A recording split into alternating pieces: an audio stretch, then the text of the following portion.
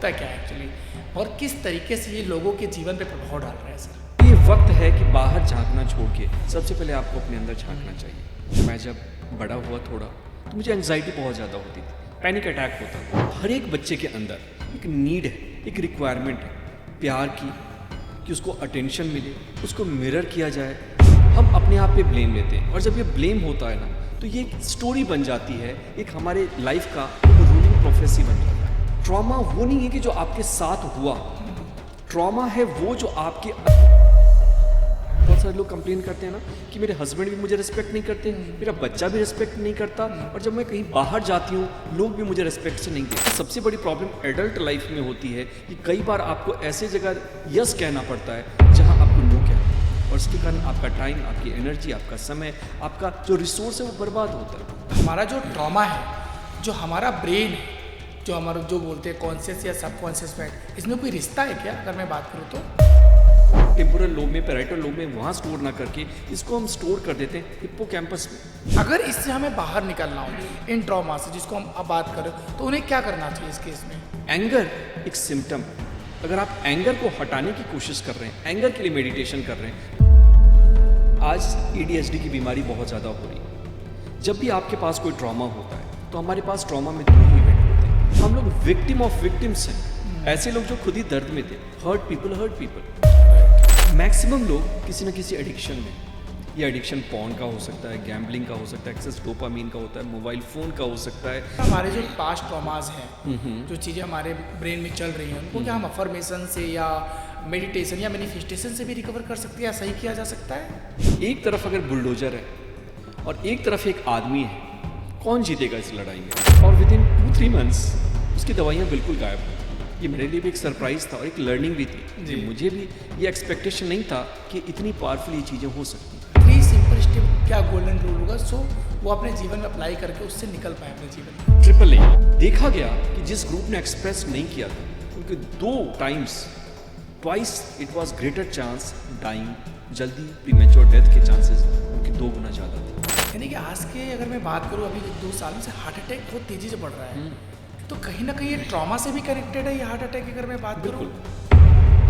Politics हैं, sports man में हैं, उनके ऊपर कितना प्रेशर होता होगा जी। ज़्यादा ट्रॉमा है, तो वो लोग कैसे इस चीज़ों को बैलेंस करते हैं अपने लाइफ में? फिर खोल लिया अगर दिल को यारों के साथ, तो खोलना नहीं पड़ेगा इसको औजारों के साथ। ऐसी कौन सी बुक आप रिकमेंड करेंगे जिसको हमारी जो ऑडियंस, जो लिसनर उसको पढ़े, उनके माइंड को एक नया आइडिया मिले कि वो अपने ट्रॉमा से रिकवर हो पाएंगे? नमस्कार दोस्तों, फिर से स्वागत है आपका मेरे पॉडकास्ट चैनल में। मैं हूं आपका दोस्त Adarsh Pandey, numerologist and vastu consultant. आपने मुझे तो बहुत सुना होगा नंबर्स को लेके, बट आज मैंने ऐसे गेस्ट को इनवाइट किया है जिन्होंने बहुत सारे लोगों की लाइफ को ट्रांसफॉर्म किया है अपने मेडिटेशन से, हीलिंग से। बहुत सारे लोगों का जो जीवन में स्ट्रगल है अपने पास्ट ट्रॉमा को लेके, या माइंड को क्लैरिटी नहीं है, उसको sir step by step guide कर रहे हैं और उनके लाइफ को ट्रांसफॉर्म कर रहे हैं। अगर आप भी अपने लाइफ में कहीं स्टक हैं या कुछ पास्ट में ऐसे आपके कर्मास हैं या पास्ट में कुछ ट्रॉमास है जिसको आज भी आप कैरी फॉरवर्ड कर रहे हैं और आप लाइफ में डिसीजन नहीं ले पा रहे हैं, चाहे आपका हेल्थ हो, रिलेशनशिप हो या आपका बिजनेस हो, तो आज मैंने इनवाइट किया है डॉक्टर पीयूष प्रभात जी को, जो कि अगर मैं बात करूँ पेशे से ऑर्थोपेडिक सर्जन है, लेकिन 12 साल से वो इस इंडस्ट्री में लोगों की लाइफ को हील कर रहे हैं, ट्रांसफॉर्म कर रहे हैं। इनका एक यूट्यूब चैनल है, आप देखिएगा, डॉक्टर पीयूष प्रभात। 1 मिलियन सब्सक्राइबर है, जहाँ इन्होंने बहुत सारे मेडिटेशंस डाले हैं। आपकी लाइफ में कोई भी स्ट्रगल है, कोई भी ऑब्स्टिकल्स आ रहे हैं, उस मेडिटेशन को करके आप अपने लाइफ को ट्रांसफॉर्म कर सकते हैं। तो इस पॉडकास्ट में हमने छोटी छोटी चीज़ों पे बात की है, कैसे आप अपने लाइफ को ट्रांसफॉर्म कर सकते हैं, कैसे आप खुद को हील कर सकते हैं, कैसे आप अपने पास्ट ट्रॉमा को क्लियर करके अपने लाइफ में आगे बढ़ सकते हैं। और अगर आप भी जानना चाहते हो तो ये पॉडकास्ट सिर्फ आपके लिए है, मिस मत करिएगा, अंत तक देखिएगा। सर ने इसमें बहुत छोटी छोटी टेक्निक्स बताई है जिसको आप अप्लाई करके अपने जीवन में ट्रांसफॉर्म कर सकते हैं। तो सबसे पहले मैं स्वागत करता हूं डॉक्टर पीयूष सर का। वेलकम सर मेरे इस पॉडकास्ट में आने के लिए। Thank you. कैसे हैं सर आप? बहुत बढ़िया। Thank you so much sir इस पॉडकास्ट में आने के लिए, दिल से ग्रेटिट्यूड है। सर मैं एक बात कहना चाहता हूँ, 2020 की बात है, 2020 की जब कोविड लगा था, उस समय माइंड बहुत ज़्यादा स्ट्रेस में भी था, चीज़ें समझ में नहीं आती थी। उस टाइम में आपका मेडिटेशन करता था सर, आपके यूट्यूब चैनल से, और माइंड को रिलैक्स करता था। और मैं ये फील करता था कि अगर इनकी आवाज़ में इतना जादू है, मतलब होता ना कि आप खो जाओ मेडिटेशन करते करते। और आज मैं आपके साथ पॉडकास्ट कर रहा हूँ sir. It's an honour, equally it's an honour Pandey ji. I am really grateful sir. कहते हैं ना, अगर आप दुनिया में कुछ चाहो और आप मैनिफेस्ट करो तो मिलती है। तो ये आज मैं शेयर इसलिए कर रहा हूँ सर कि ये सच है। ट्रू। क्योंकि कनेक्ट करो, आप कोई भी चीज़ दिल से मांगते हो, अच्छी इंटेंशन के साथ मांगते हो तो होता है। Thank you so much sir once again. It's an honour, pleasure is mine, Thank और pleasure you. Is mine. Sir सबसे पहले स्टार्ट करते हैं आपकी जर्नी से। Yeah. जैसा कि आपने अभी बताया कि आप ऑर्थोपेडिक सर्जन हैं, medical line health care industry में ऑलरेडी आप एक डॉक्टर हैं, और आज आप यूट्यूब पे कितने लोगों को मेडिटेशन करके हीलिंग करके उनके ट्रॉमा से उनको क्लियर कर रहे हैं, मतलब बचा रहे हैं, सेव कर रहे हैं। तो ये जो आपकी जर्नी रही हीलिंग मेडिटेशन या ट्रॉमा में आने की, ये कैसे हुई? दरअसल देखिए, हर किसी के जीवन में कहानी होती है और वो कहानी ही उसको आगे बढ़ाती है और वो कहानी ही उसको पीछे ले जाती थी। तो मेरे भी पास्ट में यही था। एक समय ऐसा आया जब मैंने रियलाइज़ किया कि ज़िंदगी जी तो रहा हूँ लेकिन खुल के जी नहीं रहा हूँ। माइनर सा Yes, शब्द है लेकिन yes, इसमें yes. बहुत गहराई है Yes. कि ज़िंदगी तो है, Yes. उम्र तो बढ़ रही है, लेकिन जी नहीं पा रहा हूँ, जीने का इंतज़ार कर रहा हूँ। और उसके रीजंस थे कुछ ट्रॉमा जो कि मेरे लाइफ में, मेरे पास्ट में हुए, जिसने कि बताया कि शायद लाइफ मीनिंगलेस है, और उसके कारण इन सब चीज़ों की जननी हुई। और जब इंसान के पास कोई उपाय नहीं रहता तो वो हर चीज़ को ट्राई करता है। जी। और फिर मैंने स्पिरिचुअलिटी, इन साइकोलॉजी, इन सारे स्टेप्स को, मेडिटेशन को ट्राई करना शुरू किया और ये समझने की कोशिश की कि कैसे ये हमें हील कर सकते हैं, और यहीं से इन चीज़ों की शुरुआत हुई है। क्या बात है। वैसे सर अगर मैं बात करूँ ओवरऑल एक्सपीरियंस का, इस इंडस्ट्री में कब से हैं आप, हीलिंग वाले इंडस्ट्री में? More than 15 years now. Great sir. मैं भी अपनी जर्नी जरूर शेयर करना होगा छोटा सा, क्योंकि सर मैं भी हेल्थ केयर इंडस्ट्री में था, जैसे मैंने बताया मैं फार्मा में था, और सेम चीज़ वही है सर, मेरे साथ भी थी ना। कुछ मज़ा नहीं आ रहा था लाइफ में, पर्पस क्या है पता नहीं होता था, बस कर रहे हैं। क्योंकि माइंडसेट ऐसे ही बन जाता है ना पेरेंट्स का कि पढ़ोगे अच्छे से तो जॉब लग जाएगी, अच्छी खासी सेटल हो जाओगे, तो माइंडसेट वैसे ही था, जॉब लग गई, सब कुछ फार्मा में अच्छा था। बट वो जो एक फीलिंग थी अंदर से कि नहीं, आदर्श में कुछ कर सकता हूँ। तो मेरी भी जर्नी जो न्यूमोलॉजिस्ट की स्टार्ट हुई 2019-20 में, वो ऐसी शुरू हुई है सर। क्या बात है। Yes sir. सबसे पहले ये जानना चाहूँगा सर, ये ट्रॉमा होता क्या है एक्चुअली, और किस तरीके से ये लोगों के जीवन पे प्रभाव डाल रहा है सर? देखिए, अगर मैं कहूँगा अपने आप को हील करना है लाइफ में, अगर आप कहीं भी स्टक हो, एंग्जाइटी हो रही है, टेंशन हो रहा है, बहुत ज़्यादा गुस्सा आ रहा है, रिलेशनशिप में कोई क्लू नहीं मिल रहा, आप एस्ट्रोलॉजर, न्यूमरोलॉजिस्ट, हर चीज़ आपने कर लिया ट्राई, बट कुछ भी अगर नहीं हो रहा, तो ये वक्त है कि बाहर झांकना छोड़ के सबसे पहले आपको अपने अंदर झांकना चाहिए। और इसमें नंबर 1 काम जो आप कर सकते हैं वो है अपने पास्ट के ट्रॉमा, चाइल्डहुड के जो वुंड्स हैं उनको हील करने का। देखिए, 2 तरह के ट्रॉमा होते हैं। एक तो मान लो कि किसी का कोई एक्सीडेंट हो गया, कोई फिजिकल एब्यूज़ हो गया, बाढ़ आ गई, कुछ लॉस हो गया, पेरेंट्स का डेथ हो गया, ये तो नॉर्मल ट्रॉमा है जो कि होता है, हमें इम्पैक्ट करता है। लेकिन कुछ ऐसे ट्रॉमा हैं जिनका इम्पैक्ट और भी ज़्यादा है हमारी लाइफ पे, हमारे करियर पे, और उनको हम इग्नोर कर देते हैं। जैसे मैं अपनी कहानी अगर कहूँ, बिल्कुल सर, तो हमारी लाइफ में हमारे मदर, हमारे फादर जो हमें इतना प्यार करते हैं, हमें मैक्सिमम ट्रॉमा उनसे ही मिलता है। उदाहरण के लिए, मैं जब बड़ा हुआ थोड़ा, तो मुझे एंग्जाइटी बहुत ज़्यादा होती थी, पैनिक अटैक होता था, मैं डिप्रेस्ड हो जाता था, सैड रहता था, जो मैं कर रहा था उस काम में मुझे मन नहीं लगता था। मैं इसलिए पढ़ता था, इसलिए मैंने डॉक्टरी करी, गवर्नमेंट कॉलेज से मेडिसिन की डिग्री ली, सर्जन बना, क्योंकि उसका रीज़न ये है कि मुझे लगता था कि मुझे अपने आप को प्रूव करना है, वर्थलेसनेस थी। और ये कैसे आती है इसको समझने की कोशिश करिए। हर एक बच्चा जो है ना, एक नीड के साथ पैदा होता है, उसके अंदर एक प्रोग्रामिंग है कि फियर की प्रोग्रामिंग है, ताकि वो एक रिस्पॉन्स ले सके और अपने आप को जिंदा रख सके। सो fear is the protective mechanism. और हर एक बच्चे के अंदर एक नीड है, एक रिक्वायरमेंट है प्यार की, कि उसको अटेंशन मिले, उसको मिरर किया जाए, उसको हेल्प किया जाए, समझा जाए, सुना जाए, देखा जाए। लेकिन कई बार होता है इग्नोरेंस में, जैसे कि मान लो कि मैं एक बच्चा, छोटा बच्चा हूँ और मुझे दूध की ज़रूरत है, या मैंने रोना शुरू कर दिया, मेरे पेरेंट्स कहीं बिजी थे, वो नहीं आए, और एज अ चाइल्ड मैं ये नहीं समझ सकता कि पेरेंट्स ने ऐसा क्यों किया, वो भी ट्रैप्ड होंगे। मैं ये समझता हूँ कि जब भी मैं रोऊंगा मुझे बुलाने के लिए कोई नहीं है, कोई ऐसा कंधा नहीं है जिसके ऊपर मैं सर रख सकता हूँ, कोई ऐसा इंसान नहीं है जिसको कि मैं ज़रूरत के वक्त पुकारूँ। और ये कहीं ना कहीं बिलीव बन जाता है। देखिए, एज अ चाइल्ड ना हम सारा ब्लेम खुद पे ले लेते हैं, हम दूसरों को नहीं समझते कि सिचुएशन खराब थी, लोग खराब थे, या पेरेंट्स खराब थे, या कुछ भी खराब था। हम अपने आप पे ब्लेम लेते हैं, और जब ये ब्लेम होता है ना तो ये एक स्टोरी बन जाती है, एक हमारे लाइफ का एक रूलिंग प्रोफेसी बन जाता है, और हम ये सोचने लगते हैं ना, यार मैं तो किसी काम का नहीं हूँ, मैं इस दुनिया में अकेला हूँ, मैं बिल्कुल रोऊंगा तो कोई मुझे पुकारने के लिए नहीं आएगा, I am helpless, I am hopeless, और ये जनरलाइज्ड एंग्जाइटी बन जाती है ओके। एडल्ट लाइफ में। ये विश्वास, कहते हैं ना कि trauma is not what happened to you, Gabor Mate, doctor Gabor Mate, physician, वो कहते हैं कैनेडियन, कि ट्रॉमा वो नहीं है कि जो आपके साथ हुआ, ट्रॉमा है वो जो आपके अंदर हुआ उस इवेंट के कारण, क्योंकि आपने उसको क्या मीनिंग दी। जो भी इवेंट आपके साथ होता है, mind is a meaning making instrument, तो उसको एक मीनिंग देता है। उसी तरह से कई बार ऐसा होता है कि हम अपने पेरेंट्स को, हमारे पेरेंट्स हमें छोटा फील कराते हैं कि देखो तुम्हारी सिस्टर सारी बात को मानती है, अच्छा करती है, और तुम नहीं, जो कि मेरे साथ होता था, ये कंपैरिजन। हाँ, कंपैरिजन। तो इस कंपैरिजन के कारण वो तो हेल्दी था उनके लिए, वो मुझे पुश करना चाहते थे, आगे बढ़ाना चाहते थे, क्योंकि उन्होंने ज़िंदगी में जो भी खुशियां हैं, जो भी पैसे से इन सब से होता है, वो सब मुझे दिया, अच्छे स्कूल हो, जो भी एडुकेशन हो। बट अब ये कैसे काम करता है ट्रॉमा, इसको भी समझना बहुत इंपॉर्टेंट है। मान लो उन्होंने कह दिया, मम्मी ने, कि देखो तुम अच्छा नहीं कर रहे हो, ये नहीं कर रहे हो, और हमारे अंदर हीन भावना आ गई, शायद मैं इनफ नहीं हूँ, शायद मैं प्यार के काबिल नहीं हूँ, और जब मैं प्यार के काबिल नहीं हूँ, मैं इनफ नहीं हूँ, तो ये चीज़ें हमारी बिलीफ बन जाती है, हमारी एनर्जी में समा जाती है, और हम लाइफ को उसी नज़रिए से देखते हैं, और लाइफ भी हमें उसी नज़रिए से देखती है। बहुत सारे लोग कंप्लेन करते हैं ना कि मेरे हस्बैंड भी मुझे रिस्पेक्ट नहीं करते, मेरा बच्चा भी रिस्पेक्ट नहीं करता, और जब मैं कहीं बाहर जाती हूँ लोग भी मुझे रिस्पेक्ट से नहीं देखते।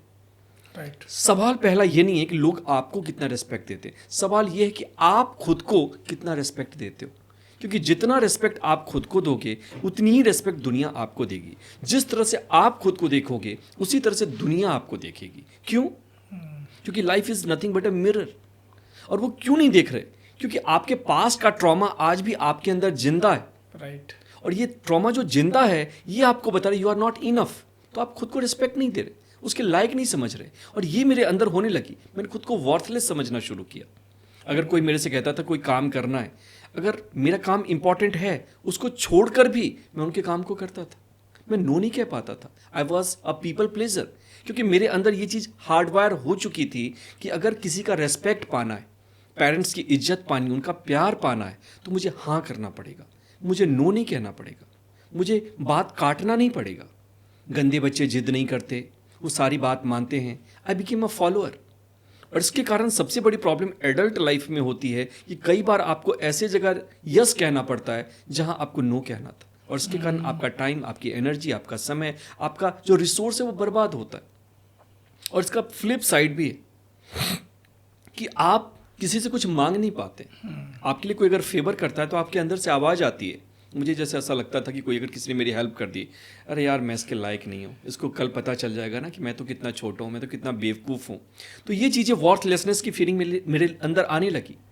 कई बार ऐसा हुआ कि मैं अपने कॉलेज डेज में भी मैं छुट्टियाँ नहीं मांग पाता था टीचर्स से, जबकि इंपॉर्टेंट चीज़ें होती थी इसके बावजूद। क्यों? क्योंकि वर्थलेसनेस की फीलिंग आ जाती थी। मैं मांगूंगा, मैं इस लायक हूँ ही नहीं कि कोई मेरी बात को सुनेगा, आई एम जस्ट वर्थलेस, तो मुझे नहीं मांगनी चाहिए।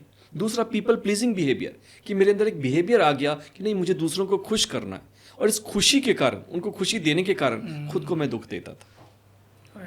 तो ये बिहेवियर हमारे साथ सर जैसा आप बता रहे, मुझे ऐसा लगा, जो आप मुझे करेक्ट करिए, क्या हमारा जो ट्रॉमा है, जो हमारा ब्रेन है, जो हमारा जो बोलते हैं कॉन्शियस या सबकॉन्शियस माइंड, इसमें कोई रिश्ता है क्या, अगर मैं बात करूँ तो? बिल्कुल सर।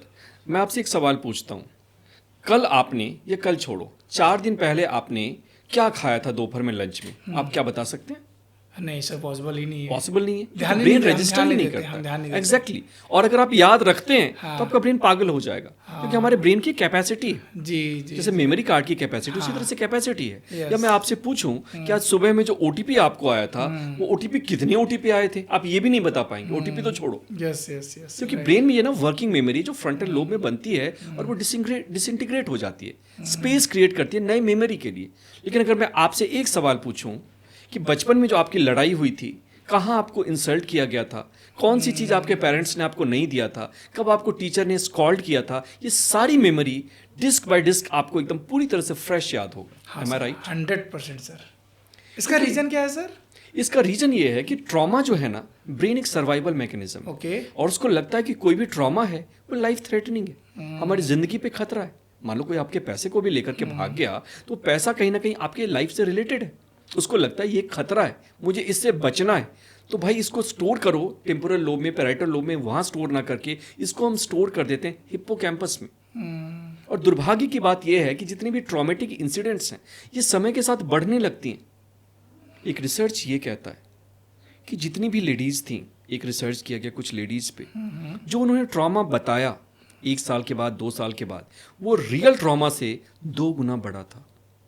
तो ब्रेन उसको एक्सपैंड करता रहता है, उस मूवी को प्ले करता रहता है, और वही नेगेटिव इमोशंस, गुस्से के, गिल्ट के, फ्रस्ट्रेशन के हमारे अंदर आते हैं, और वही बिलीफ सिस्टम आता रहता है कि मैं तो उसके लायक भी नहीं हूँ, मुझे कोई इग्नोर नहीं करता, मुझे कभी प्यार नहीं किया गया, मुझे कभी नहीं हुआ। तो ये मेरे रिलेशनशिप में, ये मेरे दोस्तों के साथ, ये मेरे करियर में, मेरे फाइनेंसेस में शो करने लगा। Everywhere there was limitation. Sir, जो चीज़ आप बता रहे हैं, मान लीजिए ऐसा मेरे बहुत सारे ऐसे लिसनर होंगे जो ये चैलेंज फेस कर रहे होंगे, नो डाउट, और ये ट्रूथ है, रियल है। तो ये जो फेस कर रहे, जो आप बता रहे, हमारा ट्रॉमा और हमारा सबकॉन्शियस माइंड जिस चीज़ को एक्सेप्ट कर लेता है उसी चीज़ को बार बार रीजनरेट करता है। अगर इससे हमें बाहर निकलना हो इन ट्रॉमा से जिसको हम अब बात कर रहे, तो उन्हें क्या करना चाहिए इस केस में? डेफिनेटली सबसे पहले समझना चाहिए ये ट्रॉमा कैसे हमें इम्पैक्ट करता है, हमारे लाइफ को कैसे इम्पैक्ट करता है। आजकल लोगों की सबसे बड़ी प्रॉब्लम क्या होती है ना, जो मेरे पास आते हैं, फ्रैक्चर है, मैं ऑर्थोपेडिक सर्जन हूँ, नी रिप्लेसमेंट हुई, कुछ भी हुआ, और वो आकर कहते हैं ना, सर मेरा ना मूड ही नहीं लगता, मैं ना अपने बच्चे पे बहुत गुस्सा कर देती हूँ और बाद में उसके कारण मुझे गिल्ट होता है। एक आदमी कहता है ऑफिस जाता हूँ, मेरा मूड ऐसा डाउन जाता है, इतना गुस्सा आता है कि मैं किसी काम को कर ही नहीं पाता हूँ। पिताजी ने कुछ बात कह दी और मुझे ऐसा लगता है, सैडनेस आ जाती है, गिल्ट आ जाता है, और ये मेरे बिहेवियर को कॉम्प्रोमाइज करता है। अब समझने की बात है, क्योंकि सॉल्यूशन इसका यहीं से निकलेगा। देखो क्या है ये एंगर। एंगर एक सिम्टम है। अगर आप एंगर को हटाने की कोशिश कर रहे हैं, एंगर के लिए मेडिटेशन कर रहे हैं, तो कभी काम नहीं करेगा। इसका सीधा सा मतलब यही है कि आप जो है चाह रहे हो कि एंगर तो चला जाए, चाय में चीनी, पत्ती, दूध आपने सेम डाला, और आप चाह रहे हो कि चाय चेंज हो जाए, तो चाय तभी चेंज होगी जब उसके इंग्रेडिएंट्स चेंज होंगे। आप शैडो पे काम करके कभी भी आप रूट को चेंज नहीं कर सकते। ठीक उसी तरह से जो भी हमारा गुस्सा है उसके नीचे एक बिलीफ है। मैंने देखा है अपने बहुत सारे कंसल्टेंट्स को, मैं भी बहुत गुस्सा करता था, मैं अपने दोस्तों को, अपने रिलेटिव्स को देखा है, जो भी इंसान गुस्सा कर रहा ना, लगता है कि उसके अंदर बहुत करेज है, बहुत हिम्मत है, एनर्जी है। नहीं, अंदर से वो इंसान टूटा हुआ है, उसके अंदर एक विक्टिम है, एक ऐसा आदमी है जिसके नीड को नहीं समझा गया, जिसको दुनिया ने पुकारा नहीं है, who is unheard, who is unseen, जिसको बोलने नहीं दिया गया। और ये ट्रॉमा के कारण उसने अपने आप को छुपा रखा है, उसने अपने आप को दबा रखा है। और जो कोई सामने वाला, अगर मान लो कि मुझे बचपन में मेरी बातें नहीं सुनी गई, आई एम अनहर्ड, तो मेरे अंदर एक विश्वास पैदा हो गया, आई एम नॉट हर्ड, मुझे रिस्पेक्ट नहीं मिला। और किसको रिस्पेक्ट नहीं मिलता? जो अच्छा नहीं है, जो एबंडेंट है, जो कमज़ोर है, जो वीक है। ये मैंने बिलीफ अपने अंदर बना रखी है। अब मेरा उद्देश्य ये है कि मैं इसको प्रोटेक्ट करके रखूं खजाने की तरह, इसको कोई टच ना करे। अब सामने वाला, अगर मैंने 1 गिलास पानी मांगा, किसी बोला कि एक चाय भिजवा दो, अगर चाय नहीं भिजवाई तो वो ट्रॉमा मुझे फिर से उस ट्रॉमा के रिजर्वायर तक ले जाएगा जो कि अंदर में पेन क्रिएट कर रहा है। और जब पेन क्रिएट होगा तो मैं उससे बचने के लिए रिएक्ट करूंगा। और रिएक्शन क्या होता है? Reaction is anger. तो एंगर एक डिफेंस मैकेनिज्म है, एक इफेक्ट है, it is not the cause. और ये पेन सर इतनी सीवियर होती है कि इसको समझना बहुत ज़रूरी है।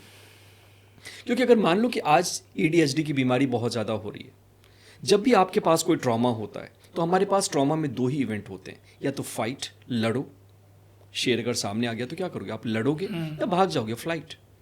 लेकिन एज ए चाइल्ड हमारे पास कोई डिस्कशन हुआ, किसी ने हमें स्कॉल्ड किया, तो हमारे पास लड़ने का ऑप्शन नहीं होता था, क्योंकि हम कमज़ोर हैं, इनसिक्योर हैं, और नहीं हम वहाँ से भाग सकते हैं। अबे कहाँ जा रहा है? उस कंडीशन में क्या होता है? ब्रेन ट्यून ऑफ हो जाता है। डॉक्टर गैबर मेटे कहते हैं ब्रेन साइलेंट हो जाता है, एब्सेंट हो जाता है। इस एब्सेंट को ही कहते हैं अटेंशन डेफिसिट। और फिर हम अपने बच्चे को कहते हैं, अबे तू सो कहाँ जाता है भाई, तू खो कहाँ जाता है? राइट। ये समस्या तो सर आपने क्रिएट की है, जो बिलीफ आपने पहले से बना रखा पहले से बताया। इग्नोरेंस के कारण, भले आपके पेरेंट्स ने आपके साथ किया, लेकिन आपने उसको इस लेवल तक पहुंचा दिया कि ऐसा हो गया। सेम पैटर्न होती है एंग्जाइटी के साथ।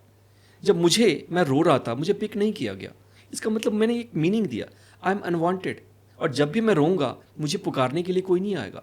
कोई दुनिया में ऐसा कंधा नहीं है जिसके ऊपर मैं सर रख करके रो सकता हूँ। And this is very painful. और यही बिलीफ मैं एडल्ट में बाहर लेकर के गया। तो दुनिया को देख करके मुझे एंग्जाइटी होती है, क्योंकि मैं अकेला हूँ। मैं इस धर्म युद्ध में मुझे ऐसा लगता है कि देयर इज़ नोबडी विथ मी।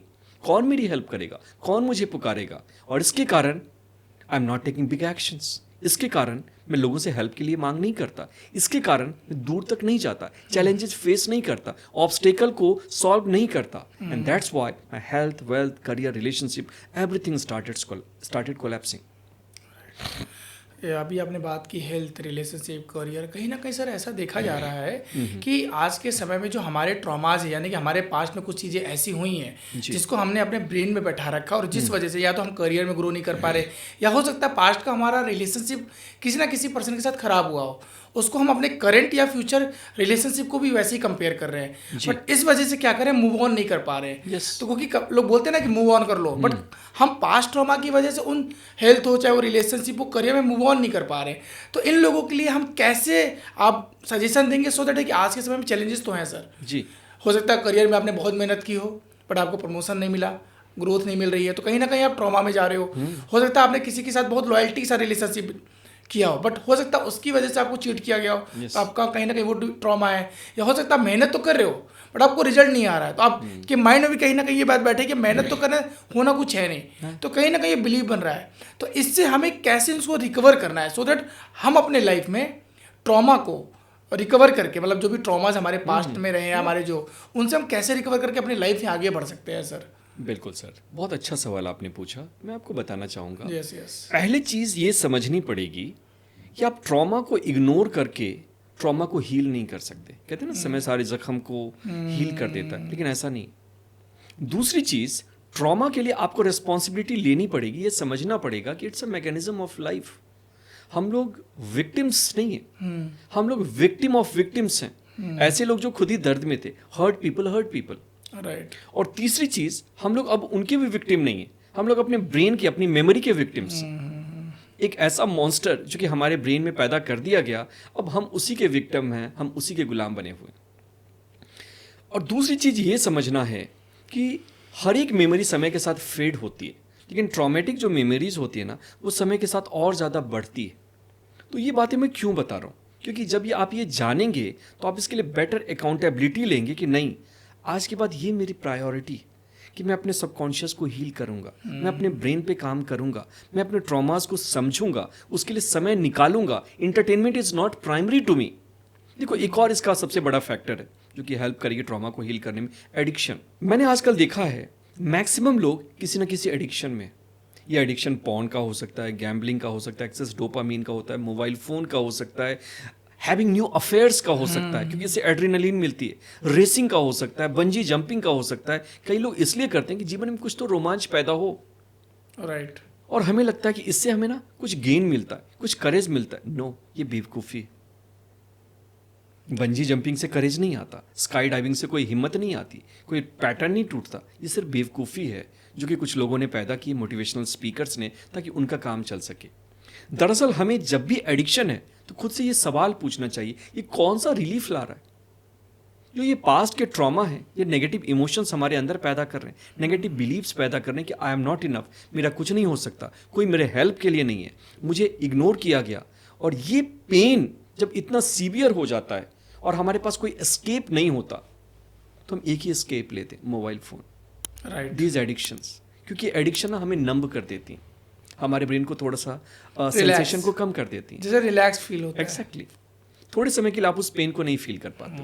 जैसे हम लोग एनेस्थीसिया यूज़ करते हैं ना ऑपरेशन करने के लिए, कि loss of all modalities of sensation, उसी तरह से ब्रेन को नंब करता है, एक एनेस्थीसिया देता है, और इसके कारण थोड़े समय के लिए हमें रिलीफ मिलता है। तो अगर हम पास्ट के ट्रॉमा को नहीं हील करेंगे तो कोई ना कोई एडिक्शन में ब्रेन जाएगा। और इसका सबसे बड़ा प्रभाव ये होता है कि आपने देखा होगा, इसके बाद में आऊँगा एग्जैक्ट सॉल्यूशन पे, सॉरी फॉर डिले, बट इसको समझना बहुत ज़रूरी है जी। क्योंकि हम किसी चीज़ को सॉल्व क्यों नहीं कर पाते। राइट। जब हम उसको रूट ही नहीं पता रहेगा तो समझते ही हम सही नहीं कर पाएंगे उसको। हम सीरियसली लेते नहीं उसको, हम सोचते अच्छा अच्छा सुन लिया, हो गया।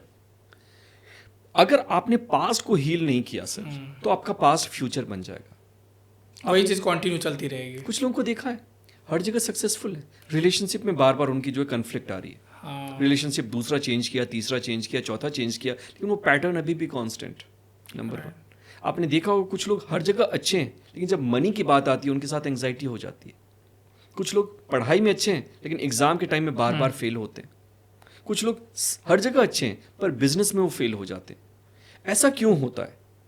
क्योंकि पास्ट को अगर हील नहीं किया गया, तो पास्ट हमारे ब्रेन में एक पैटर्न बन गया, न्यूरोलॉजिकल सर्किट बन गया।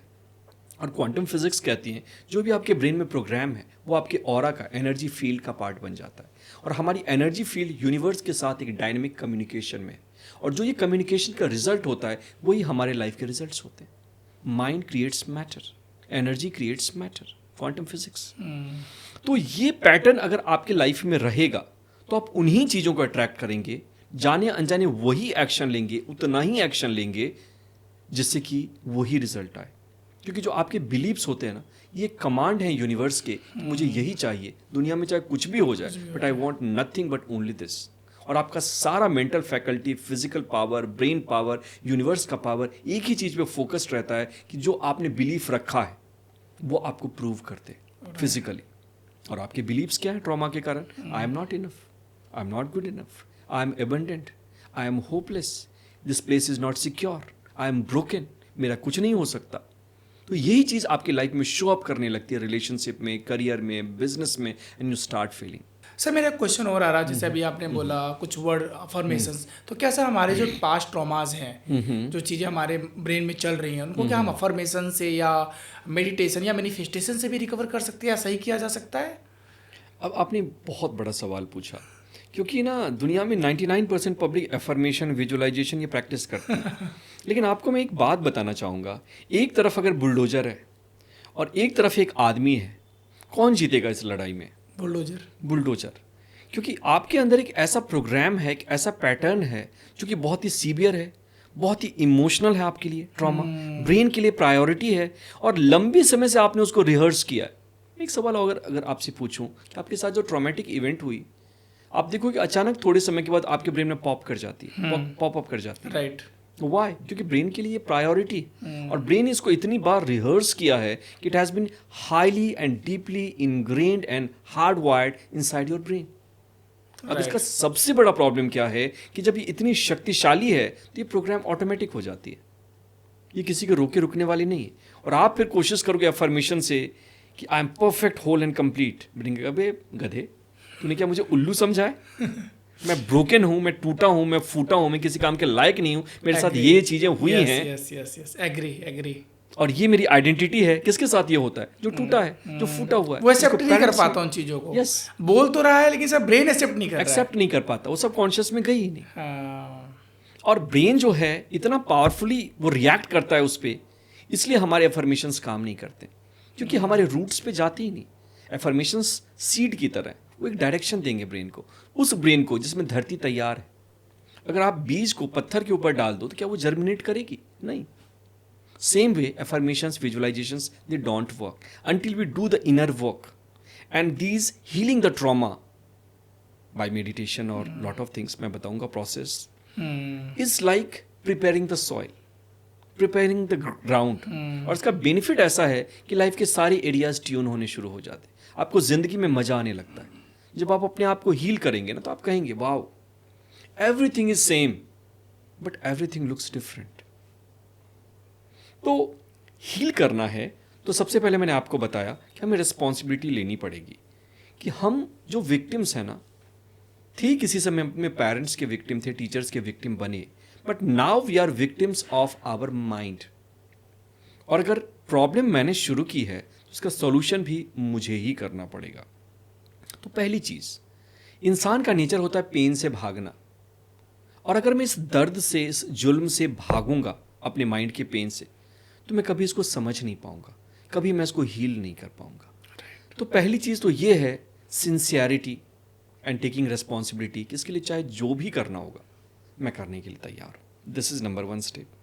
सेकेंड स्टेप इज कि अगर मान लो कोई चीज़ गड़बड़ हो रही है और आप उसको ढकने की कोशिश करो, you are just managing the symptoms. अगर कचरा है उसके ऊपर हम अगर उसके ऊपर हम कंबल डालें तो कुछ नहीं होने वाला, कचरा तो ज्यों का त्यों अंदर में है ही। तो हमें लीपा पोती से भी बचना पड़ेगा।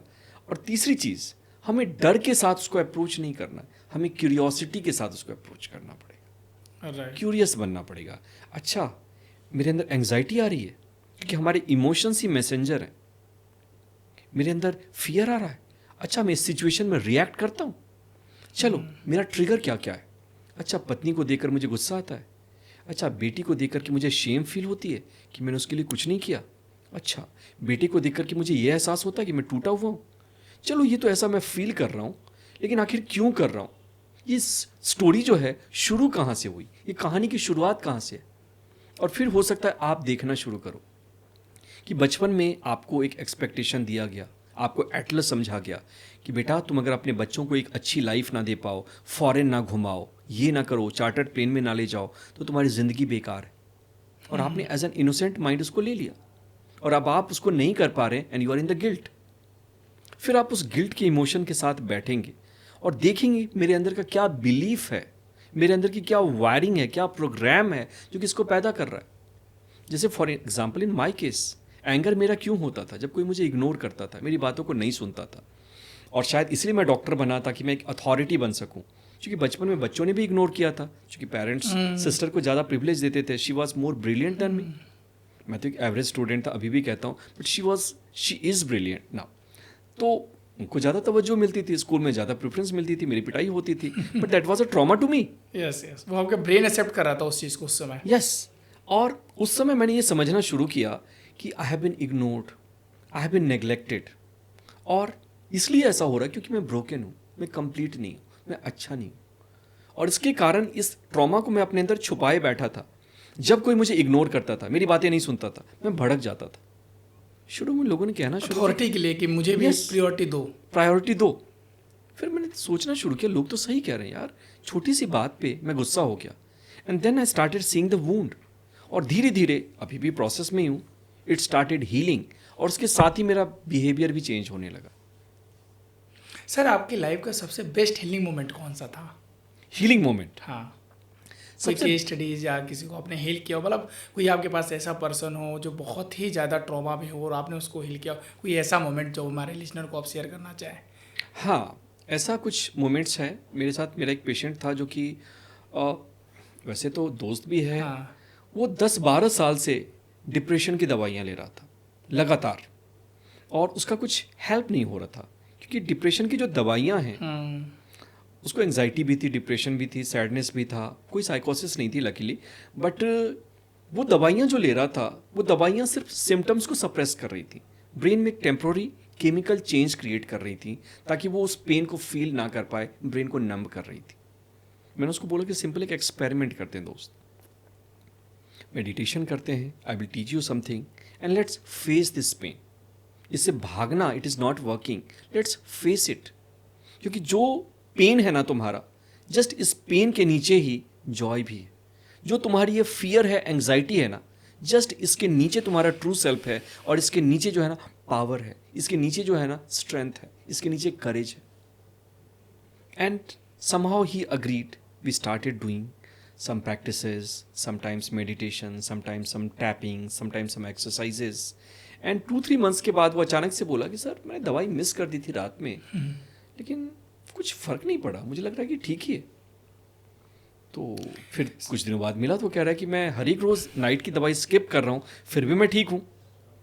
और विद इन 2-3 मंथ्स उसकी दवाइयाँ बिल्कुल गायब हो गई। ये मेरे लिए भी एक सरप्राइज था और एक लर्निंग भी थी कि मुझे भी ये एक्सपेक्टेशन नहीं था कि इतनी पावरफुल ये चीज़ें हो सकती हैं। राइट।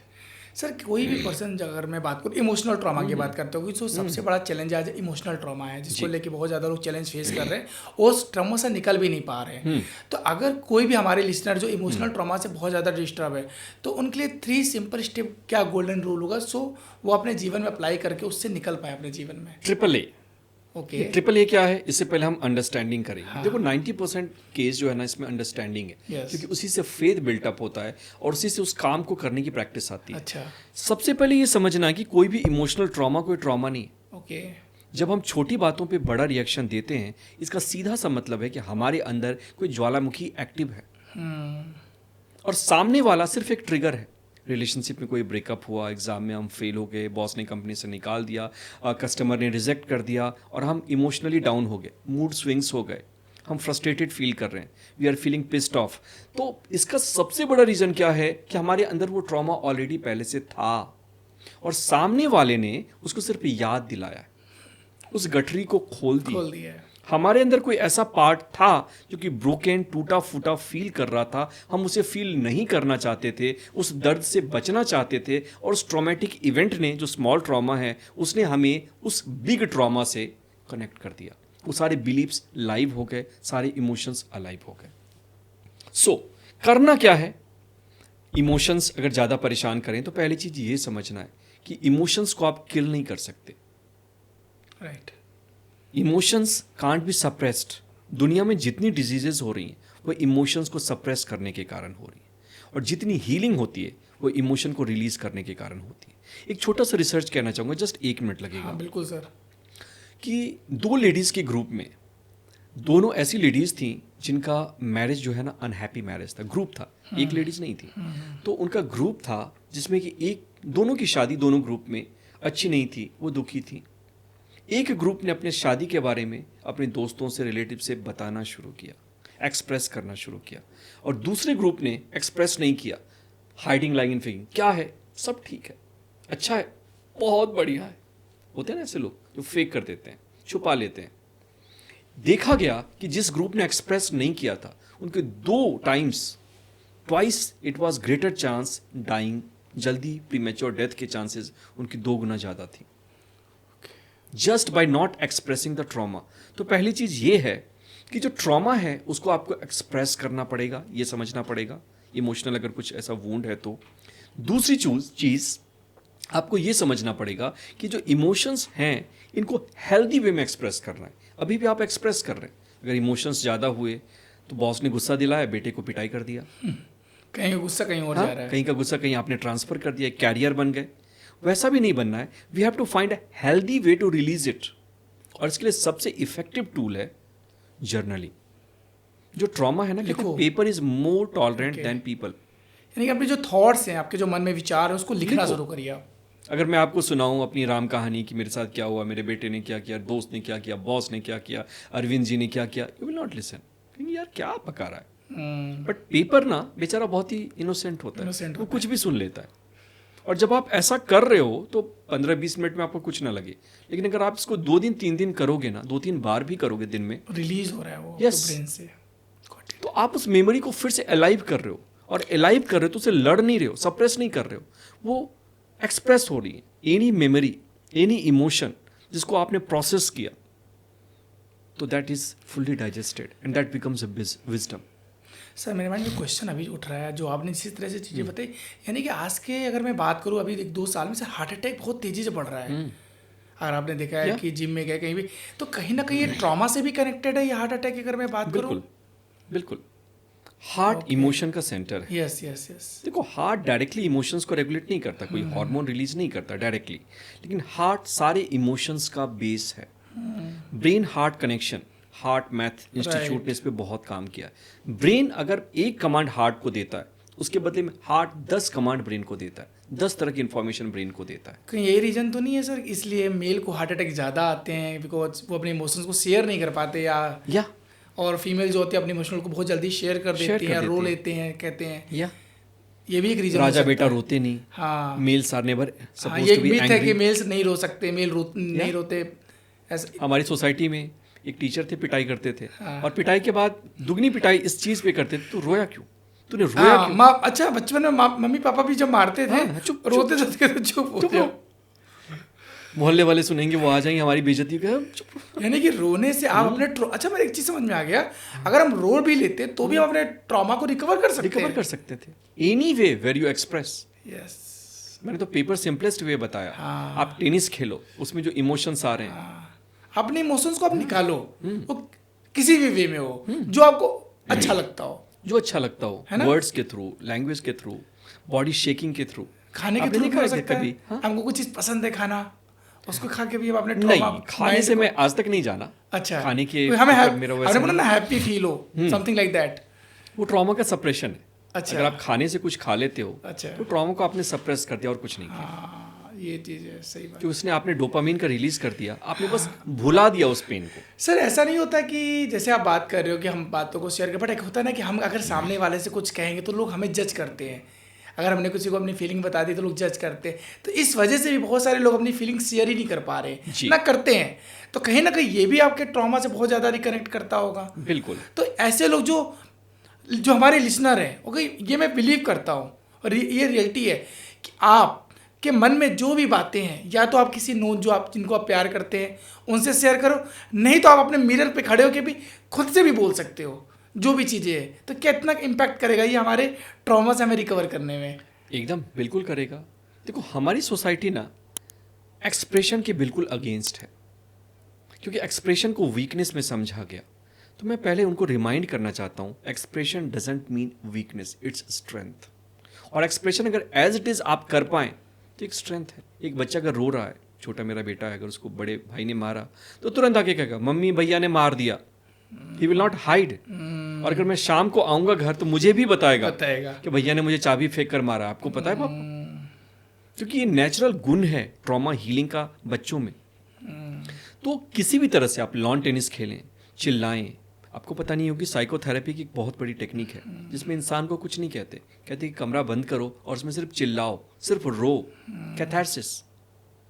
कुछ टेक्निक्स ऐसी हैं जिसमें थेरेपिस्ट सामने बैठते हैं, बड़े से बड़े पेशेंट जो कि सुसाइडल हो चुके हैं, उनको कुछ नहीं कहा जाता, कहता ट्रॉमा को याद करो, रो। सर मैंने exposure and response prevention, just a moment, मैंने ये भी एक एक्सपोजर एंड रिस्पॉन्स प्रिवेंशन, जब एंग्जाइटी और पैनिक अटैक बहुत ज़्यादा बढ़ जाती है उसमें एक ट्रीटमेंट है। उनको हिप्नोटाइज किया जाता है, रिलैक्स किया जाता है, ट्रॉमा से एक्सपोज किया जाता है जो चीज़ उनको डरा रही है, और रिस्पॉन्स जो रिस्पॉन्स उनका भाग जाते हैं या मोबाइल उठाते हैं, उनको प्रिवेंट किया जाता है। So any time you express something, any time when you are releasing this, you are becoming healed, you are becoming whole again. तो मेरा एक क्वेश्चन इसलिए अभी आ रहा था माइंड में, क्योंकि जैसे हम लोग तो चलिए आम इंसान है, लाइफ में ट्रॉमाज होते हैं, लेकिन जो अच्छे लेवल जो सेलिब्रिटीज़ हैं, पॉलिटिक्स हैं, स्पोर्ट्स मैन में हैं, उनके ऊपर कितना प्रेशर होता होगा जी। तो उनको भी ट्रॉमा, ऐसा तो है नहीं वो ट्रॉमा में नहीं आते होंगे, ज़्यादा ट्रॉमा है, ज़्यादा ट्रॉमा है, तो वो लोग कैसे इन चीज़ों को बैलेंस करते हैं अपने लाइफ में फिर? इसीलिए तो कहता हूँ ना मैं कि दोस्तों के साथ अगर दिल को खोल लिया अगर दिल को यारों के साथ, तो खोलना नहीं पड़ेगा इसको औजारों के साथ।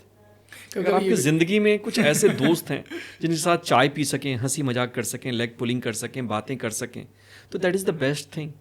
70 साल की एक रिसर्च चली, उसमें देखा गया वो इंसान कम मरते हैं, वो इंसान कम बीमार पड़ते हैं, उनकी लाइफ में ग्रोथ बहुत ज़्यादा होती है जो इंसान जिनके पास एक दोस्त है जिसे वो शेयर कर सके। राइट। आजकल रिलेशनशिप भी हमारा हस्बैंड वाइफ का ऐसा हो चुका है, हम एक दूसरे को बातें शेयर नहीं करते, कम्युनिकेशन गैप है। पेरेंट्स के बीच में, बच्चों के बीच में कम्युनिकेशन गैप है। एक फैमिली में टेबल पे सारे लोग बैठे हैं और हर कोई मोबाइल पे ऐसा है, देख रहा है। Right. So what is this? ये कम्युनिकेशन गैप है। हमें फिर से उन पास्ट में जाना पड़ेगा। आप एक बच्चे को छोड़ दो, एक बात ना करो 1-1.5 घंटे, देखो क्या होता है, वो बवाल मचा देगा। क्यों? क्योंकि नेचर है। पास्ट में औरतें आपस में बातें करती रहती थी, आप उसको चुगली कह लो, जो भी, बिल्कुल बिल्कुल, कहीं ना कहीं चीज़ों को रिलीज करती है, वो रिलीज हो रहा है। यस, रिलीज होना जरूरी है। एक मीडियम होना चाहिए उसका, वरना टेंशन अगर अंदर में बिल्ट होगा तो बीमारियां बनेंगी और आप बीमार पड़ेंगे, इमोशंस आएंगे। आजकल ये भी बहुत सुनते होंगे, सर मैं भी सुनता हूँ, आपने भी सुना होगा, लोग मुझे समझते नहीं है, लोग मुझे रिस्पॉन्स मतलब मेरी फीलिंग को नहीं समझ पाते, चाहे वो कोई भी हो, हमारी फीलिंग्स को नहीं समझते, मैं कुछ भी कहती हूँ उसको गलत समझते हैं। इस वजह से भी लोग, बहुत सारे लोग कहते हैं इनसे बात करना बेकार है, इनको शेयर करना बेकार है, जिस वजह से भी कहीं ना कहीं उनको ट्रॉमा का इम्पैक्ट आ रहा होगा, क्योंकि वो ब्रेन उनका एक्सेप्ट कर रहा है कि अगर ये चीज़ें ऐसी है तो वो बार बार उनके माइंड में वो चीज़ें बैठ रही हैं। ये भी एक रीज़न हो सकता है। पीयूष सर, जैसे अभी आप बात कर रहे थे AAA टेक्निक की हीलिंग में या ट्रॉमा को रिकवर करने के लिए, तो ये AAA टेक्निक क्या होती है? Very important. AAA टेक्निक एक मास्टर टेक्निक है जो कि ट्रॉमा को आपके हील कर सकती है, इमोशनल हीलिंग दे सकती है, और इनफैक्ट आपको बहुत सारे लिमिटेशन से बचा सकती है, डिजीजेज से बचा सकती है, अगर इसको रेगुलरली हम प्रैक्टिस करें तो। It's simple but it's very powerful. तो कई बार हम सिंपल चीज़ों को छोड़ देते हैं। पहली एक्नॉलेज। आपको ये समझना पड़ेगा किसी भी इमोशन को आप किल नहीं कर सकते। वो इमोशन कहते हैं ना कि जिंदा रहती हैं उनकी मोहब्बतें, मर भी जाएं प्यार वाले। उसी तरह से इमोशंस मरता नहीं है, इमोशंस को आपको ट्रांसफॉर्म करना पड़ता है। तो जो भी इमोशंस इस मोमेंट पे आप फील कर रहे हैं और आप उसे भागने के लिए जो एक्शन ले रहे हैं, मूवी जा रहे हैं, कुछ कर रहे हैं, यू आर डूइंग समथिंग, उसको रोक करके उस इमोशन को आपको एक्नॉलेज करना पड़ेगा। पहली चीज़, इस मोमेंट में एंग्री फील कर रहा हूँ, it's okay, I am feeling angry, that's all. EFT techniques बनी है, जो भी टेक्निक्स हैं, टेक्निक्स में मैं नहीं जा रहा, क्योंकि इंपॉर्टेंट प्रोसेस है। राइट। टेक्निक तो आप कुछ भी फॉलो कर लोगे। पहला स्टेप हर चीज़ का है एक्नॉलेज करना, ये जानना। Second is allowing. कई बार जब आप गुस्से में होते हैं या आपको स्ट्रेस आ गया तो आप क्या करते हो, नहीं यार कुछ नहीं हुआ, I am well, I am okay. No, you are not allowing this. और अगर आप इसको अलाउ नहीं करेंगे तो ये ट्रॉमा जिंदा रहेगा, एक ओपन चैप्टर की तरफ, एक अनफिनिश्ड बिजनेस की तरह, और ये आपके बॉडी में, आपके लाइफ में मैनिफेस्ट करेगा। तो इसको अलाउ करिए कि क्या चाहता है ट्रॉमा। क्या आपके थॉट्स को टेंशन देता है, देने दो। नेगेटिव थिंकिंग कर रहा है, करने दो। प्रेजेंट रहो सिर्फ। फिर क्या ये आपकी आंखों को ब्लर कर रहा है, करने दो। चेहरे पे टेंशन आ रहा है, आने दो। बॉडी में कोई इफेक्ट कर रहा है, गैस्ट्रिक कुछ अपसेट हो रहा है, जो भी हो रहा है, ये होने दीजिए। Allowing, this is the second phase, allowing. And third is accepting. आप हमेशा भागने की कोशिश करते हैं, हम हमेशा चीज़ों को चेंज करने की कोशिश करते हैं, ये ह्यूमन नेचर है। तो इस मोमेंट में मैं ऐसा फील कर रहा हूँ, and I accept this emotion and I accept myself the way I am, that's all. और इसको आप जब करेंगे ना, एनी इमोशन जिसको आप 20 सेकंड से ज़्यादा ऑब्जर्व करते हो, it begins to wither away, it begins to die and transform.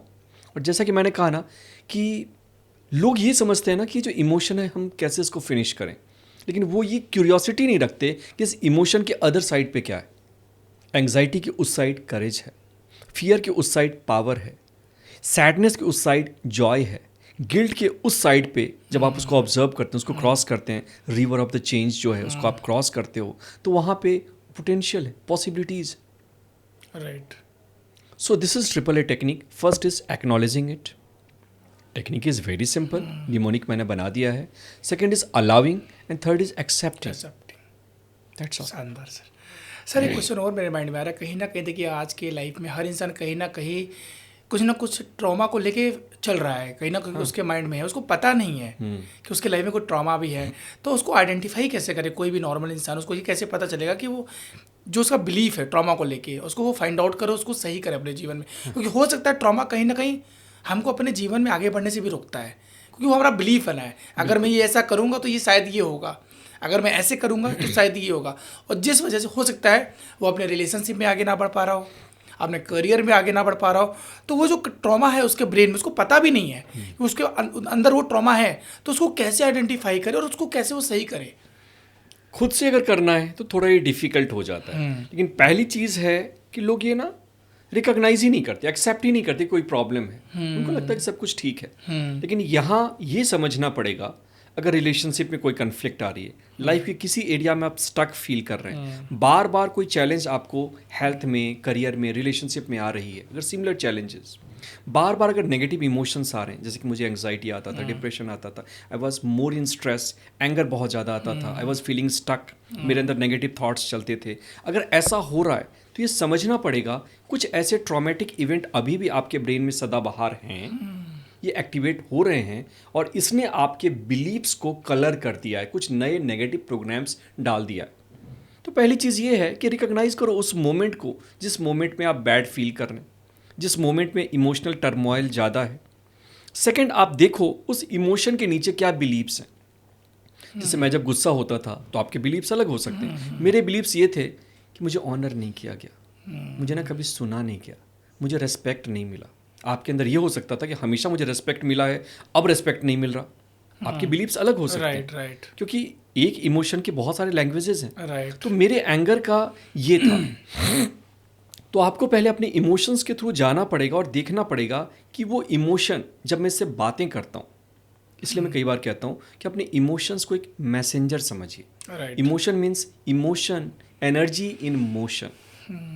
तो आप उनसे बातें करिए, उसके साथ बैठिए कि तुम आए हो ना, मैं भागूंगा नहीं, किल करने की कोशिश नहीं करूंगा, खुद को डिस्ट्रैक्ट नहीं करूंगा, I am available for you.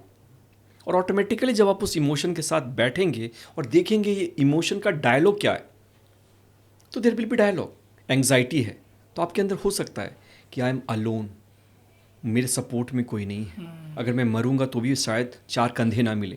ऐसे मेरे पेशेंट्स ने बताया, दोस्तों ने बताया। बिलीफ हो गया उनके माइंड, वो चीज़ बैठी हुई है। हार्ड वायर्ड चीज़ें, Yes, क्योंकि एंग्जाइटी तो एक सिम्टम, यस यस वो बहुत सारे कारण से आ सकती है। तो आपको ये देखना पड़ेगा, सेकंड स्टेप ये है कि गिल्ट एंड शेम अगर आ रहा है तो आपने कोई स्टैंडर्ड अपने अंदर बना रखा है, आपके पेरेंट्स ने, किसी ने दे दिया है कि तुम्हें अपने बच्चों को, अपने घर को ऐसी लाइफ देना है कि तुम एक एटलस हो जो कि कंधे पे अपने अर्थ को उठा लोगे, और आप ऐसा नहीं कर पा रहे, तो you are in guilt and shame. Sadness आ रही है, तो आपको लग रहा है कि यार मेरी तो कोई बात सुनता ही नहीं, अब मैं हेल्पलेस हूँ, मेरा कुछ नहीं हो सकता। फिर उसके बाद आता है सेकंड स्टेप कि आपको अंदर जाना है और ये देखना है कि लाइफ में इससे रिलेटेड मेरे साथ क्या इवेंट हुआ, क्या ऐसा हुआ हरकत जिसके कारण मैंने खुद को ये मीनिंग दे दिया। जैसे उदाहरण के लिए मेरी माँ मुझे कंपेयर करती थी अपने सिस्टर से। बच्चे कई बार मुझे इग्नोर करते थे बिकॉज सर इसमें मैं बोलूँगा एक्चुअली, जब मैं छोटा था, छठा क्या, मैं जब कॉलेज चला गया तो आसपास के जो बच्चे होते तो ये बोलते थे भैया आपकी वजह से हमको बहुत डांट पड़ती है। मैंने कहा क्यों? क्यों आप इतना पढ़ते हैं, आपके अच्छे मार्क्स आते हैं, हमारे नहीं आते, तो मम्मी पापा हमको बहुत डांटते हैं, उनको देखिए वो कितना करता है। तो कहीं ना कहीं उनके बिलीव बैठ गया था। कहीं ना कहीं पेरेंट्स, मेरे भी जरूर कहना चाहूँगा हर पेरेंट्स से, देखिए हर बच्चे की कैपेबिलिटीज़ होती है, उनकी अपनी एक एनर्जी होती है। आप उनकी स्ट्रेंथ को देखिए, हर इंसान के अंदर वीकनेस है, अगर आप उनकी स्ट्रेंथ पे काम करते हैं और उनको गाइड करते हो तो डेफिनेटली हर बच्चे का अपना एक पोटेंशियल है। ये हमेशा कहता हूँ, मैं अपने कंसल्टेंसी में भी कहता हूँ। बहुत सारे पेरेंट्स आते कहते हैं मेरे को बच्चे को डॉक्टर बनाना है, इंजीनियर बनाना है, बताइए क्या उपाय है। मैं इनको यही बोलता हूँ, सबसे पहले आप देखिए आपके बच्चे की स्ट्रेंथ है क्या, उसके नंबर्स क्या उसके बारे में बोल रहे हैं, क्या वो उसके लिए सही है या कि नहीं है। इन चीज़ों को फाइंड आउट करिए, क्योंकि होता है क्या सर, आज बता देता हूँ, 80% लोग आज भी लाइफ में ना अपने उस प्रोफेशन में जिसमें उनको होना ही नहीं था और वो कर रहे हैं, और वो रीज़न है ट्रॉमा। हम खुश नहीं अंदर से। आपने अपना प्रोफेशन चेंज किया, कहीं ना कहीं इनडायरेक्टली आप हीलिंग में आए, मैं न्यूमरोलॉजी में आया, तो वो जो हमारा ट्रॉमास है, यानी कि हम जहाँ से निकलना चाह रहे थे, हमने एक्शन ले लिया कि हमारे लिए ये ज़्यादा बेटर है। Right sir? बिल्कुल सही बात है। यस, बहुत इंपॉर्टेंट है, ये जानना बहुत ज़रूरी है। और कहीं ना कहीं यहाँ से भी हम शायद अपने ट्रॉमा को क्लियर कर सकते हैं। एक क्वेश्चन और है सर, सबसे इंपॉर्टेंट है, ये लास्ट में फिनिश करने से पहले मैं पूछूँ, क्योंकि मैंने स्टार्टिंग की थी मेडिटेशन से, और मैंने बोला ना, जब भी मैं बहुत स्ट्रेस होता था तो मैं मेडिटेशन करता था। वो आप ही की मेडिटेशन, आपका यूट्यूब चैनल एक बार आया, मैंने उसको किया, मुझे बहुत, मैंने डाउनलोड कर लिया, वहाँ था योग निद्रा meditation, Gautam Buddha meditation, healing meditation, 7 चक्रा मेडिटेशन, इतने टाइप की मेडिटेशन। पहले तो सिर्फ मेडिटेशन पता था कि मेडिटेशन करना है। जब आपके यूट्यूब पे आए तो आपने सर लाइन से इतने मेडिटेशन डाले हैं। तो सर एक क्वेश्चन यही आ रहा था कि ट्रॉमा अगर कोई है, सफ़र कर रहा है, तो उसको हम मेडिटेशन के थ्रू कैसे सही कर सकते हैं? आपने आज स्नान किया है? वियर्ड क्वेश्चन है। हाँ, स्नान किया है? हाँ, क्यों किया?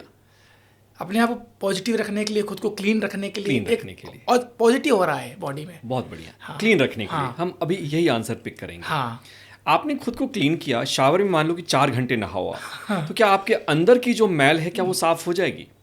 नहीं। 6 घंटे नहा लो, चलो, नहीं होगी। तो जिस तरह से शरीर के लिए स्नान जरूरी है सफाई के लिए, हाँ, उसी तरह से माइंड को क्लीन रखने के लिए, हेल्दी रखने के लिए, एनर्जेटिक रखने के लिए आंतरिक स्नान की जरूरत है, इनर शावर की जरूरत है। And meditation is nothing but an inner shower. Oh wow. So meditation के 4 स्टेप हैं। पहला स्टेप है अवेयरनेस। अवेयरनेस का मतलब है होश, presence that is never N absence. Universe God क्या है? It is a presence that is never N absence. एक ऐसी रियलिटी जो हमेशा हमारे लिए अवेलेबल है, जो हमेशा हमारा सत्कार कर रही है, हमें वेलकम कर रही है।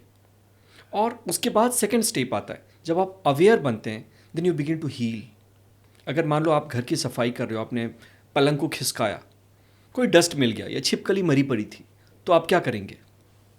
साफ करेंगे, उसको क्लीन करेंगे। और कहीं 500 रुपये का नोट पड़ा हुआ, उठा के रख लेंगे, उठा के रख लेंगे। कोई अंगूठी पड़ी थी जो मिल नहीं रही थी, आप क्या करेंगे? उसी तरह से अंदर में होता है, अंदर में जो अव्यवस्था है, हाँ, वो अपने आप फिक्स होने लगती है। ओके। जो प्रॉब्लम है जब आप उसको अवेयरनेस की नज़र से देखते हैं, हाँ, सपोज करो आपके घर में गए, लाइट नहीं था, आपने एक रस्सी उठाई, आप उससे खेल रहे हो, अचानक लाइट है, आपने देखा ये सांप है, क्या करोगे? फेंक दोगे? क्या आपको उस समय बताने की जरूरत है क्या करना है? राइट, वो तो कॉमन है कि एडवाइस दो, हाँ, भाई टेंशन ना लो, स्ट्रेस ना लो। अरे कैसे ना ले यार? और वैसे पता सबको है सर कि मेडिटेशन सब चीज़ों को सही कर सकते हैं, सबको पता है, बट होता नहीं है। तो इनर शावर है ना, वो अंदर में लाइट ला रहा है। और सर मेरे पास भी बहुत सारे ऐसे लोग आते हैं, सर मेडिटेशन होता नहीं है, हमारा माइंड में बहुत सारे थॉट्स आते रहते हैं, 2 मिनट 3 मिनट के बाद यहाँ तक भी होता है सर हेडेक होने लगता है।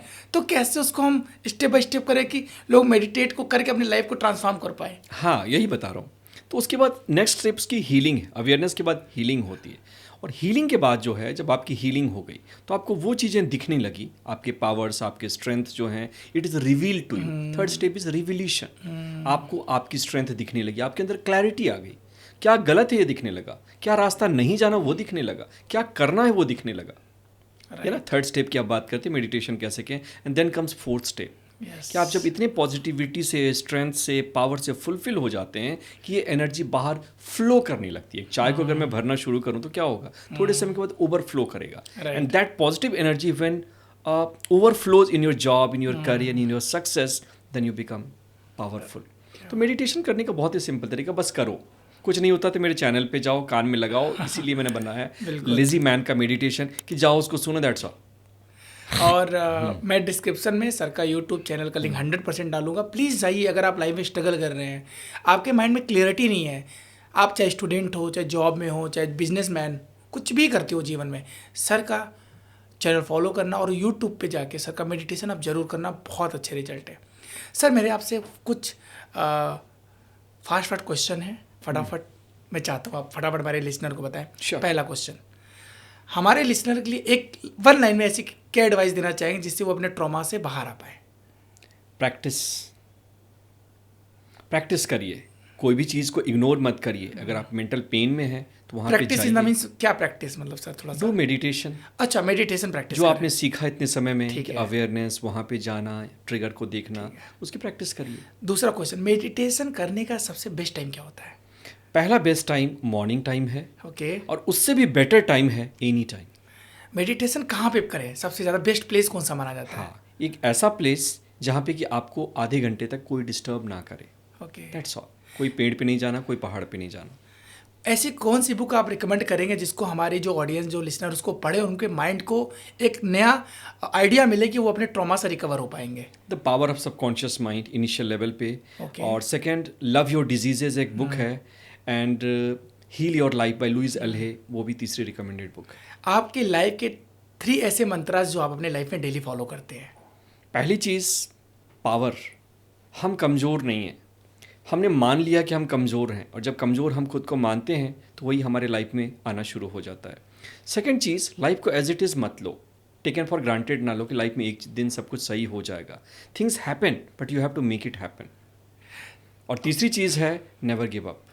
Right, thank you so much sir. आपने बहुत सारे इंसाइट्स दिए, नो डाउट।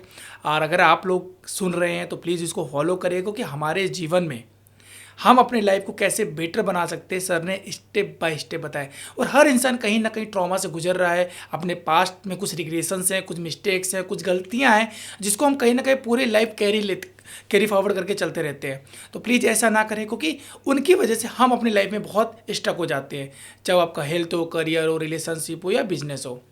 तो सबसे पहले थैंक यू कहना चाहूँगा पीयूष सर आपका इस पॉडकास्ट में आने के लिए और हमारे लिसनर को इतनी अच्छी एडवाइस देने के लिए, सो दैट वो भी अपने लाइफ में अपने चीज़ों को बैलेंस करें और अपने लाइफ में आगे बढ़े। Thank you so much Piyush sir. Thank you for having me. All the best to all the listeners, and आपको भी कि आप आगे जाएं, आगे बढ़ें, और इस तरह से लोगों को ट्रांसफॉर्म करें। Thank you sir, thank you so much. और अगर आप लोगों को सच में ये पॉडकास्ट बहुत अच्छा लगा है, आपको लगा है कि पीयूष सर ने आपकी लाइफ में वैल्यू ऐड किया है, तो ये पॉडकास्ट को ज़्यादा से ज़्यादा लोगों को शेयर करें। उन लोगों को ज़रूर शेयर करें जो आज भी आपके, चाहे दोस्त हो, चाहे फैमिली मेम्बर हो, जो आज भी अपने पास्ट ट्रॉमा से गुजर रहे हैं, जिनको लाइफ में क्लियरिटी नहीं है, जो लाइफ में स्ट्रगल कर रहे हैं किसी भी वे में हो। प्लीज़ उनको ये वीडियो ज़रूर शेयर करिए। हो सकता है ये वीडियो, ये पॉडकास्ट उनकी लाइफ को ज़रूर ट्रांसफॉर्म करे। तो इस पॉडकास्ट को देखने के लिए थैंक यू सो मच। आप सभी का दिल से शुक्रिया। राधे राधे।